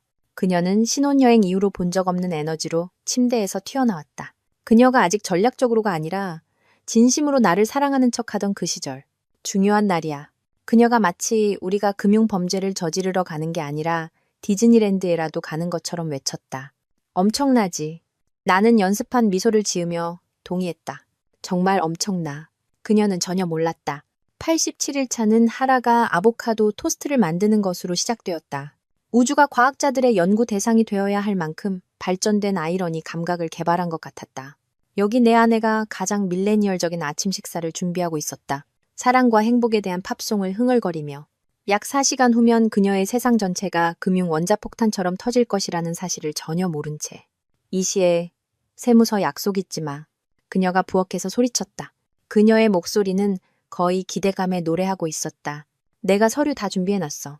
우리한테 정말 좋은 일이 될 거야. 놓칠 리가 없지. 나는 이 순간을 위해 86일 동안 준비한 남자의 침착함으로 신발끈을 묶으며 말했다. 내 손은 떨리지도 않았다. 이 여정의 어딘가에서 나는 불안한 남편에서 냉혈한 복수 계획가로 변모했다. 그리고 솔직히 그 직업 전환은 나에게 잘 맞았다. 하라는 사기를 계획하고 있다는 사실을 모르는 사람에게는 사랑스러워 보일 미소로 아보카도 토스트를 가져다 주었다. 이게 우리 미래에 어떤 영향을 미칠지 알면 정말 좋아할 거야. 그녀가 말했다. 나는 웃음을 참아야 했다.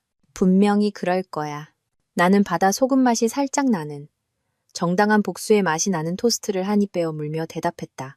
오전 9시 정각. 하라가 승리의 축배를 들 것이라고 생각하는 샤워를 준비하는 동안 나는 동생 이찬이에게 문자를 보냈다. 지금 그쪽으로 가고 있어. 그는 즉시 답장했다. 문 안 잠갔어. 냉장고에 맥주 있어. 어떻게 될지 정말 궁금하다. 나는 이미 지난주 동안 내 중요한 물건들 대부분을 이찬이의 아파트로 옮겨놓았다. 옷, 서류, 할아버지의 시계, 그리고 나비가 가장 좋아하는 장난감들. 그래, 고양이는 내가 키울 거였다. 나는 점진적으로 내 차 트렁크에 가방을 싣고 하라가 늦은 고객 미팅에 갔을 때 가져다 놓았다. 그녀는 자신의 새로운 삶을 계획하느라 낡은 삶이 무너지는데 신경 쓸 겨를이 없었기 때문에 전혀 눈치채지 못했다. 집에 남은 것은 가구, 주방용품, 그리고 하라의 산더미 같은 거짓말뿐이었다. 가구는 그녀가 가져도 좋았다. 나는 모든 문자 메시지를 외우고 있었으니까. 오전 9시 47분, 나는 결혼한 남자로서 마지막으로 고혜란 변호사의 사무실에 들어섰다. 그녀는 작은 정부를 무너뜨릴 수 있을 것 같은 서류 뭉치를 들고 기다리고 있었다. 그리고 나는 임박한 법적 파괴와 연관짓게 된 그 상어 미소를 띠고 있었다. 준비되셨나요? 그녀가 물었다. 첫날부터 준비되어 있었습니다. 내가 말했다. 시작하죠. 나는 총 6개의 문서에 서명했다. 이혼 서류, 자산보호 동의서, 필요시를 대비한 접근 금지 명령, 고혜란 변호사의 아이디어였다. 사기 사건에는 표준 절차라고 했다. 집을 팔고 내 공정한 몫을 받도록 보장하는 재산 분할 합의서, 하라가 법적으로 이를 확대할 경우를 대비한 경찰 진술서까지. 각 서명은 자유처럼 느껴졌다. 마치 나 자신의 해방선언문에 서명하는 것 같았다. 노예를 해방하는 대신 나를 개라고 부르고 그것을 모욕으로 여겼던 여자로부터 나 자신을 해방시키는 것이었다. 법원 집행관이 오후 1시에 이 서류들을 그녀에게 전달할 겁니다. 고혜란 변호사가 그녀의 가짜 세무서 약속 직전에 설명했다. 저는 또한 그들이 함께 패닉에 빠질 수 있도록 동시에 태호에게도 알리도록 사람을 시켰습니다. 그게 더 효율적이죠. 당신은 예술가예요. 내가 그녀에게 말했다. 저는 비싸죠. 그녀가 정정했다. 하지만 네, 예술가이기도 하고요. 오전 11시까지 나는 이찬이의 아파트에 있었다. 독신남의 소굴과 좋지 않은 인생 선택의 냄새가 나는 그의 소파에 앉아 마치 우주의 비밀을 품고 있는 것처럼 시계를 보고 있었다. 이찬이는 아직 정오도 안 됐지만 맥주를 건네주었다. 어떤 순간들은 적절한 음주 시간을 초월하기 때문이다. 형 진짜 해냈네. 그가 감탄과 내 정신 건강에 대한 우려가 뒤섞인 목소리로 말했다. 멍청한 척 87일이라니. 그건 헌신이야. 아니면 광기지. 내가 말했다. 아마 둘 다일 거야. 그녀한테 뭐라고 말할 거야? 나는 핸드폰을 꺼내 메모 앱을 열고 잠 못 이루던 새벽 3시에 작성한 메시지를 그에게 보여줬다. 너랑 태호 일 알아. 87일 전부터 알고 있었어. 네가 내 집 훔칠 계획 짜는 동안 완벽한 개역할을 한 거지. 세무서에 나타날 생각 마. 네가 곧 서명할 서류는 명예 이전 서류가 아니야. 이혼 서류지. 집은 팔릴 거고 계좌는 보호됐어. 어쨌든 확실히 해두는데 멍멍. 이찬이는 그것을 읽고 나를 쳐다보더니 웃기 시작했다. 멍멍이라니. 멍멍으로 끝내는 거야? 개라는 비유를 되찾는 거야. 내가 설명했다. 상징적인 거지. 정신 나간 거지. 그가 정정했다. 마음에 드는데. 오후 1시 27분. 나는 87일이 걸려 쓴 2개의 문자 메시지를 보냈다. 하라에게 너랑 태호 일 알아. 87일 전부터 알고 있었어. 네가 내 집 훔칠 계획 짜는 동안 완벽한 개역할을 한 거지. 세무서에 나타날 생각 마. 네가 곧 서명할 서류는 명예 이전 서류가 아니야. 이혼 서류지. 집은 팔릴 거고 계좌는 보호됐어. 어쨌든 확실히 해두는데. 멍멍. 태호에게. 계집은 편안하길 바란다. 내 변호사가 사기 미수 혐의에 대한 내 역할에 대해 연락할 거야. 하라와의 새 인생 즐겨. 너희 둘은 서로에게 딱이야. 그리고 나는 핸드폰을 껐다. 완전히 전원을 내려버렸다. 폭발 소리를 듣고 싶지 않았기 때문이다. 하라와 태호의 세상이 통제된 철거처럼 무너지는 동안 동생과 평화롭게 점심을 즐기고 싶었다. 기분이 어때? 이찬이가 아마 우리 데이터를 훔치고 있겠지만 감자튀김이 훌륭한 배달 앱으로 우리에게 햄버거를 주문하며 물었다. 솔직히 나는 맥주를 길게 마셨다. 자유로워. 누군가 내가 3년, 아니 어쩌면 더 오래 메고 다니던 돌로 가득 찬 배낭을 벗겨준 것 같아. 우리 결혼이 정확히 언제 죽었는지는 모르겠지만 한동안 시체였고 나는 그게 아직 살아있는 척하며 끌고 다녔어. 형, 너무 어두운데. 어두운 87일이었어. 우리는 햄버거를 먹고 농구를 봤다. 이찬이는 자신의 데이트 참사에 대해 이야기했고 그 덕분에 내 결혼 파탄은 거의 합리적으로 보일 지경이었다. 어느 순간 내가 녀석의 물건들을 정리해둔 침실에서 나비가 나타나 우리 둘을 조용히 판단하고는 다시 잠들러 갔다. 저녁 7시쯤 나는 마침내 핸드폰을 다시 켰다. 화면이 새해 전야의 타임스퀘어처럼 환하게 켜졌다. 알림이 너무 빨리 쏟아져서 핸드폰이 실제로 버벅거렸다. 문자 메시지, 부재중 전화, 음성 메시지, 이메일, 심지어 하라의 어머니가 내가 괜찮은지 묻는 페이스북 메시지까지. 142통의 부재중 전화, 142통. 73개의 문자 메시지, 19개의 음성 메시지. 나는 메시지를 스크롤하며 하라의 감정 여정을 실시간으로 지켜봤다. 1. 32pm. 무슨 소리야? 전화해. 1. 45pm. 장난 아니야. 어디야? 23pm. 방금 법원 집행관이 집에 왔어. 2. 15pm. 지금 장난해? 우리 얘기 좀 해야 해. 2. 47pm. 제발, 우리 그냥 이것에 대해 얘기하자. 내가 다 설명할 수 있어. 3. 30pm. 너 큰 실수하는 거야. 우리 해결할 수 있어. 45pm. 내가 실수했어. 미안해. 제발, 우리 얘기 좀 할 수 있을까? 5. 3pm. 너 이렇게 우리 결혼을 버릴 수 없어. 6. 20pm. 그래, 그렇게 해. 후회하게 될 거야. 6. 45pm. 미안해. 알았어? 정말 미안해. 제발 전화 좀 해. 음성 메시지는 분노에서 절망, 협상, 더 큰 분노, 그리고 울음으로 다양했다. 나는 정확히 하나만 들었다.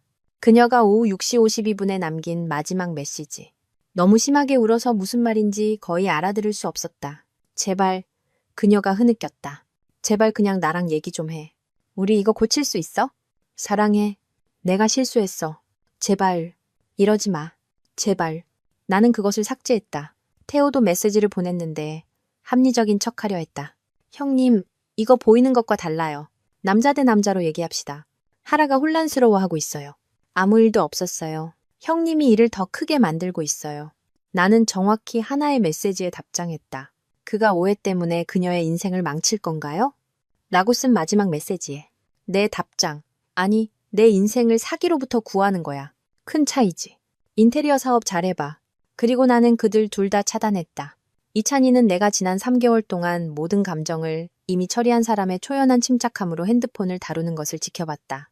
형 진짜 그녀랑 얘기 안 할 거야? 할 말이 뭐가 있어? 내가 물었다.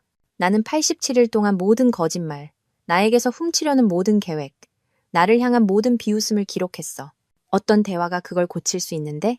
내가 사기를 치고 네 집을 훔치려고 했어라는 말을 받아들일 수 있게 만드는 말이 뭐가 있는데? 일리 있네. 그날 밤 나는 몇 달 만에 가장 잘 잤다. 행복해서가 아니었다. 나는 더 이상 행복이 어떤 느낌인지 확신할 수 없었다. 하지만 나는 끝났기 때문이다. 연기하는 것을, 공연하는 것을, 주인이 자신을 유기견 보호소로 훈련시키고 있다는 사실을 깨닫지 못하는 충성스러운 개가 되는 것을. 다음 날 아침, 나는 이찬이의 여분 방에서 일어나 커피를 타고 마지막으로 한 번 더 핸드폰을 확인했다. 하라가 새벽 3시 47분에 마지막 메시지를 보냈다. 너를 상처 주려던 건 아니었어. 그냥 무슨 일이 있었는지 모르겠어. 미안해. 네가 믿지 않을 거라는 거 알지만 정말이야. 언젠가 네가 나를 용서해 줄 수 있기를 바라. 나는 그 메시지를 오랫동안 쳐다봤다. 내 안의 일부, 한때 그녀를 사랑했던, 재단에 서서 그 맹세를 진심으로 했던 그 부분은 그녀를 믿고 싶었다. 이 모든 것이 어떻게든 고쳐질 수 있는 끔찍한 실수였다고 생각하고 싶었다. 하지만 그때 나는 첫째 날을 기억했다. 그녀가 나를 개라고 부르며 웃는 소리를, 태호와 함께 내가 일군 모든 것을 훔칠 계획을 짜는 소리를. 그 후 86일 동안 그녀는 내 등을 찌를 칼을 갈면서 내 얼굴에 미소를 지었다. 나는 메시지를 삭제하고 이메일을 열어 고혜란 변호사에게 답장을 쓰기 시작했다. 모든 것을 진행합시다. 합의도 협상도 없습니다. 이걸 끝내고 싶습니다. 걔는 새로운 재주를 배웠다. 그렇다. 그리고 첫 번째 재주는 언제 떠나야 하는지를 아는 것이었다. 결과라는 것의 묘미는 언제나 다른 사람에게 일어날 때 더 재미있다는 점이다. 핸드폰을 다시 켠 후 6시간 동안 나는 하라와 태호의 재앙쇼를 맨 앞줄에서 관람했다. 솔직히 말해서 그건 지난 5년간 넷플릭스가 제작한 어떤 것보다도 나았다. 내 핸드폰은 마치 신경쇠약이라도 걸린 것처럼 계속 울렸다. 모든 알림은 3개월 동안 내가 내 인생이 도둑맞는 것을 알아챌 만큼 똑똑하지 않다고 생각했던 사람들의 필사적인 피해복구 시도였다. 87일 동안 순종적인 애완동물 취급을 받은 후에 내가 그냥 전화를 받을 것이라고 생각하는 그 뻔뻔함은 거의 인상적일 뻔했다. 거의? 하라는 저녁 내내 17번 더 전화했다. 내 핸드폰이 마치 인질극을 기록하는 것처럼 집계했기 때문에 안다.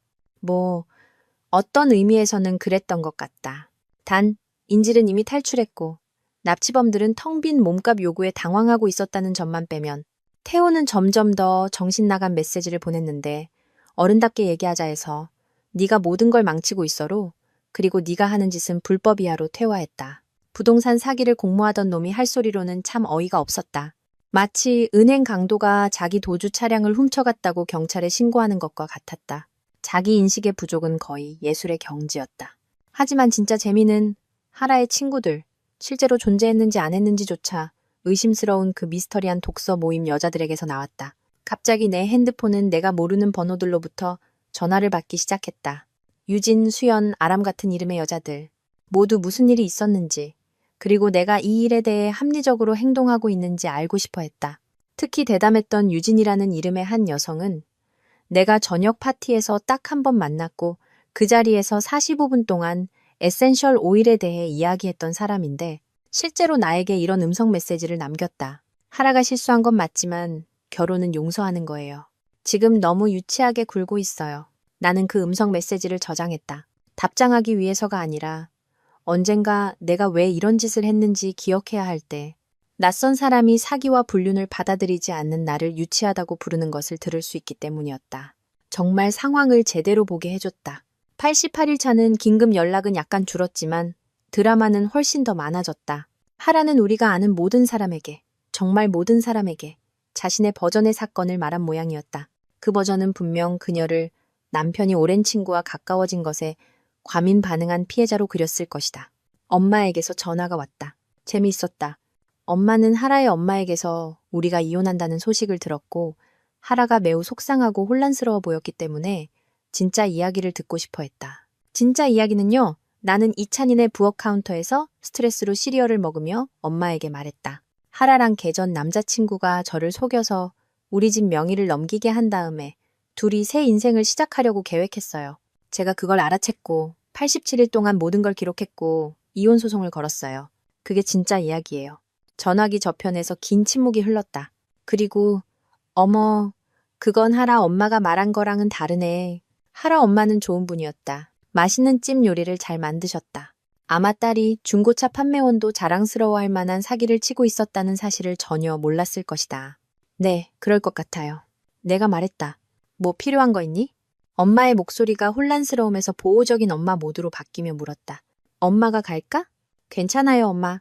이찬이네 있어요. 변호사도 있고 제가 알아서 하고 있어요. 알았다. 하지만 아들, 엄마는 네가 자랑스럽다.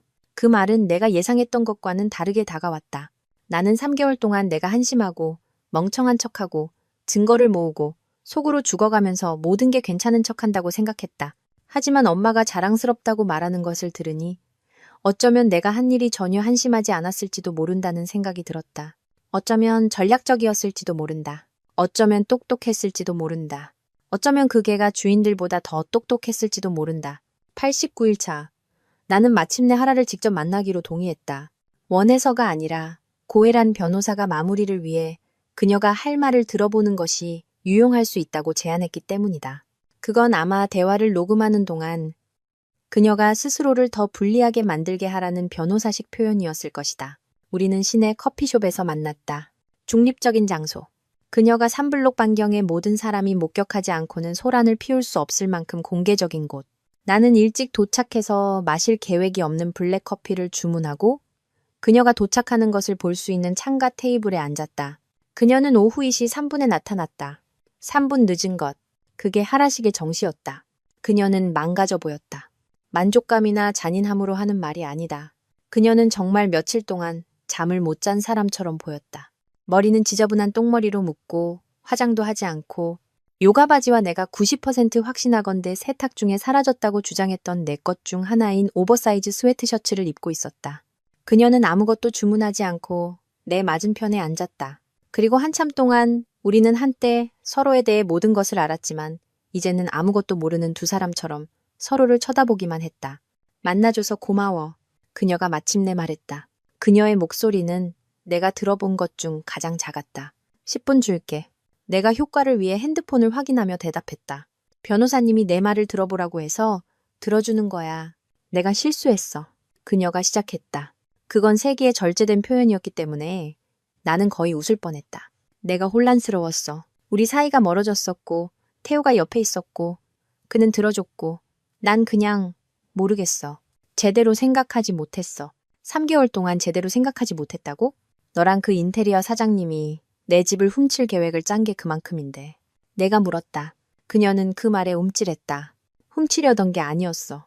그냥 태호가 세금 때문에 그게 더 낫다고 했어. 태호는 사기꾼이야. 내가 말을 끊었다. 내 변호사가 그를 조사했어. 그는 몇 년 동안 이런 사기를 쳐왔어. 넌 특별하지 않았어, 하라. 넌 그냥 그의 다음 목표물이었을 뿐이야. 아니면 파트너였거나 어느 쪽이 더 나쁜지 아직 결정하지 못했어. 그녀의 눈에 눈물이 고였다. 3개월 전이었다면 나에게 통했을지도 모른다. 지금은 그저 형편없는 연기의 특수 효과처럼 보일 뿐이었다. 너를 상처 주려고 한 건 아니었어. 그녀가 말했다. 맹세. 난 그냥 다른 사람과 사랑에 빠졌을 뿐이야. 그게 나를 나쁜 사람으로 만드는 건 아니잖아. 아니, 나도 동의했다. 다른 사람과 사랑에 빠지는 게 너를 나쁜 사람으로 만드는 건 아니지. 결혼한 상태에서 다른 사람과 사랑에 빠지고 사기를 계획하고 남편을 개자식이라고 부르고 그를 조종하기가 얼마나 쉬울지에 대해 웃는 것. 그게 너를 나쁜 사람으로 만드는 거야. 사랑 부부는 그냥 변명이었을 뿐이지. 그녀가 대답하려고 입을 열었지만 나는 아직 끝나지 않았다. 나는 87일 동안 모르는 척했어. 나는 목소리를 평탄하게 유지하며 계속했다. 머릿속으로 대략 0번은 연습했으니까. 87일 동안 너에게 아침밥을 해주고 네 빨래를 개고 네가 독서 모임과 늦은 미팅에 대해 거짓말하는 것을 들었어. 나는 모든 거짓말, 모든 문자 메시지, 네가 태호와 호텔에 있을 때의 모든 위치 정보를 기록했어. 검사라도 기쁨의 눈물을 흘릴 만한 증거를 가지고 있다고. 그러니 여기 앉아서 이게 실수였다거나 네가 제대로 생각하지 못했다고 말하지 마. 넌 충분히 명확하게 생각했어. 넌 단지 내가 알아챌 만큼 똑똑하지 않다고 생각했을 뿐이야. 하라는 이제 울고 있었다. 진짜 눈물. 지저분하고 절박한. 제발. 그녀가 말했다. 제발. 우리 그냥 심리치료나 부부상담 뭐든 해보자. 우리 5년 동안 함께 했잖아. 그건 뭔가 의미가 있어야 하잖아. 나는 가방에서 폴더 하나를 꺼냈다. 고혜란 변호사가 준비해 준 것이었다. 우리 집의 조건부 매매 계약서 사본. 내 이름만 적혀 있고 6주 후에 잠정적인 잔금일이 명시되어 있었다. 나는 그것을 테이블 너머로 밀었다. 이거 보여? 이건 우리 집이야. 네가 네 명의로 이전할 계획이었던 그 집. 팔릴 거야. 내가 100% 소유하고. 넌 후회를 소유하게 되겠지. 그녀는 그 서류들을 마치 외국어로 쓰인 것처럼 쳐다봤다. 그럴 수 없어. 우리 둘 다 집을 소유하고 있어. 나 없이 팔 수 없어. 사실 매물로 내놓을 수는 있어. 그리고 이혼이 마무리되면 네가 사기를 저질렀기 때문에 곧 마무리될 거야. 넌 그 매각 대금에서 네가 마땅히 받아야 할 몫을 정확히 받게 될 거야. 내가 앞으로 몸을 숙였다. 내 변호사에 따르면 그건 네가 기대했던 것보다 훨씬 적은 금액이야. 이건 불공평해. 그녀의 목소리가 높아지며 말했다. 근처 테이블의 사람들이 힐끗거리기 시작했다. 내가 실수했다고 해서 영원히 나를 벌줄 수는 없어. 영원히 벌주는 게 아니야. 내가 차분하게 말했다. 너랑 이혼하는 거야. 차이가 있어. 넌 태호와 새로운 삶을 원했잖아. 축하해. 넌 그걸 얻게 될 거야. 단지 내 집과 내 돈으로 자금을 대지는 않을 뿐이지. 나는 일어섰다. 손대지 않은 커피를 테이블 위에 남겨둔 채. 그것은 쓰고 차갑고 원치 않는 은유였다. 잠깐만. 하라가 내 손을 잡으려 하며 말했다. 나는 그녀가 닿기 전에 뒤로 물러섰다. 제발 사랑해. 내가 망친 거 알지만 사랑해. 우리 고칠 수 있어. 나는 그녀를, 정말로 그녀를 쳐다보며 내가 결혼했던 여자를 찾으려고 애썼다. 내 농담에 웃고 우리 부엌에서 춤을 추고 나에게 영원을 약속했던 그 여자. 그녀는 사라졌다. 어쩌면 애초에 존재하지 않았을지도 모른다. 어쩌면 나는 그냥 연기와 사랑에 빠졌던 것일지도 모른다. 그리고 진짜 하라는 계획이 실패했기 때문에 여기 앉아 우는 여자였다. 아니, 내가 간단히 말했다. 우리는 그럴 수 없어. 왜냐하면 나는 더 이상 너를 사랑하지 않으니까. 나는 30일차쯤 어딘가에서 너를 사랑하는 것을 멈췄어. 네가 결코 나에게 진실을 말하지 않을 거라는 걸 깨달았을 때. 네가 나를 파트너가 아니라 장애물로 본다는 것을 이해했을 때. 네가 우리 사이에 있던 모든 것을 죽였어. 나는 그냥 사망 진단서에 서명하는 것뿐이야. 나는 고개를 들고 맑은 양심으로 그 커피숍을 걸어 나왔다. 내 뒤에서 하라가 우는 소리가 들렸다. 아마 내가 항상 그랬던 것처럼 돌아서서 돌아오기를 기다리고 있었을 것이다. 하지만 그 개는 가장 중요한 재주를 배웠다. 언제 떠나 있어야 하는지를 아는 것. 2달 후, 이혼은 화요일에 마무리되었다. 모든 악몽이 화요일에 시작된 것을 고려하면 시적이었다. 인생은 그런 짓궂은 대칭성을 가지고 있다. 하라와 태호는 할인 헬스장과 항상 탄 직물 냄새가 나는 세탁소가 있는 상가 건물 근처의 초라한 작은 투룸 아파트를 빌렸다. 비과세 석양이 있는 그들의 꿈의 집은 포틀랜드에서 온 호가를 지불하고 그것을 감당하기 위해 사기를 저지르지 않은 좋은 부부에게 팔렸다. 그들의 위대한 새로운 삶은 태호가 아무도 모르는 빚을 가지고 있었고 하라의 컨설팅 수입은 그녀가 더 이상 내 자격 증명을 사용할 수 없게 되자 신비롭게 사라졌다는 것이 밝혀졌다. 충격적이다. 안다. 나는 더 조용한 동네의 평범한 원룸 아파트로 이사했다. 화려하지 않았다. 화강암 상판도 자동차 할부금보다 비싼 미드센추리 모던 가구도 없었다. 하지만 그곳은 내 것이었다. 진짜 내 것. 공유자산도 숨겨진 의도도 없이 내 이름이 적힌 임대계약서와 내가 맛볼 수 있을 만큼 실체적인 평화뿐이었다. 내가 한 최고의 결정은 개를 입양한 것이었다. 이번에는 진짜 개. 나는 그 녀석의 이름을 정이라고 지었다. 내가 그 정도로 좀스러운 모양이다. 그리고 녀석은 완벽하다. 멍청하지 않으면서도 충성스러운 골든 리트리버. 우리 둘 모두에게 개인적인 성장처럼 느껴졌다. 매일 아침, 정희와 나는 하라의 옛 필라테스 스튜디오를 지나 조깅한다. 녀석은 항상 모퉁이에 멈춰 킁킁거리는데 나는 녀석이 터무니없이 비싼 운동복과 섞인 시적인 아이러니의 냄새를 맡고 있다고 생각하고 싶다. 가끔 나는 창문을 통해 그녀가 배신을 받아들이지 않는 나를 유치하다고 불렀던 바로 그 여자들과 스트레칭하는 것을 본다. 나는 손을 흔들지 않고 그녀도 마찬가지다. 지난주 하라에게서 봉투가 도착했다. 반송 주소는 없었지만 나는 그녀의 필체를 알아봤다. 한때 집안 곳곳에 남겨두던 포스트잇에 사랑해라고 쓰던 바로 그 필체. 안에는 종이 한 장이 들어있었다. 우리 얘기 좀 할 수 있을까? 나는 신문지 모양의 장난감을 씹고 있는 정희를 쳐다봤다. 어떻게 생각해, 친구? 답장해야 할까?